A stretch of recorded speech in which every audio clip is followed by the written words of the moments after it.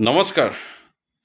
পশ্চিমবংগত এটা চৰকাৰী বিল্ডিঙত যি ধৰণে অগ্নিকাণ্ড হ'ল আৰু সেই অগ্নিকাণ্ডত জ্বলি ছাই হৈ গ'ল নিৰ্বাচনৰ ব্যৱহাৰ হোৱা ৪,০০০টা EVM। এটা ডাঙৰ প্ৰশ্ন উত্থাপিত হৈছে, এই অগ্নিকাণ্ড কেনেকৈ হ'ল, ক'ৰ পৰা হ'ল? ইয়াত কিন্তু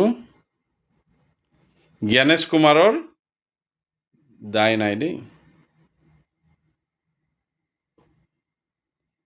ইয়াত বিজেপিক ক্ষমতা দিছে। এই দুৰ্ঘটনাই বিজেপিক ক্ষমতা ৰাখিছে। গতিকে ইয়াৰ আঁৰত কি আছে, এইটো উচিত তদন্ত হ'ব লাগে। কেনেকৈ জ্বলিলে এই বিল্ডিঙত জুই? কাৰণ সেই বিল্ডিঙত বহুতো ফ্ল'ৰ আছিলে, বেলেগ বেলেগ ফ্ল'ৰবিলাক বাছি কেনে আকৌ এইটো বিল্ডিঙত এই ফ্ল'ৰটোত কেনেকৈ জুই লাগিলে? এই চৰকাৰী EVM বিলাক কেনেকৈ জ্বলি ছাই হৈ গ'ল, এইটো উচিত তদন্ত হ'ব লাগে আৰু ইয়াৰ আঁৰত কি আছে এইটো ওলাব লাগে।